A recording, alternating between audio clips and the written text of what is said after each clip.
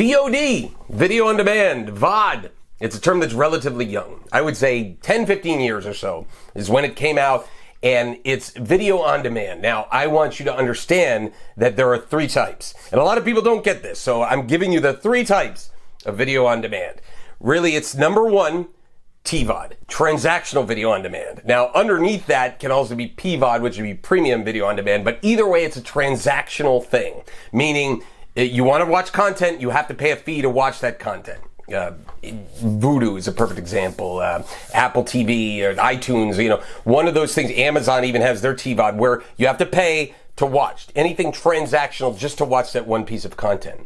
Now, underneath that is your SVOD, your subscription-based VOD. That's your Netflix or your Hulu, where you pay a fee and you have access to all of that content. Okay? Then underneath that is your AVOD, your ad-based video on demand.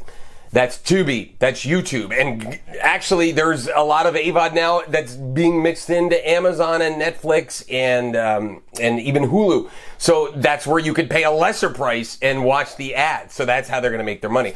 Ultimately, it all boils down to transactions. But you release a film on TVOD first, then 3 months later, you go to SVOD, and then you go to AVOD after that. And there's no fixed rule on that, except that a lot of the TVODs won't allow you to be on SVOD or AVOD until at least 3 months have passed, right? So you could kind of work out that release plan. But that's the new way of releasing when you're talking about video on demand. TVOD, SVOD, AVOD.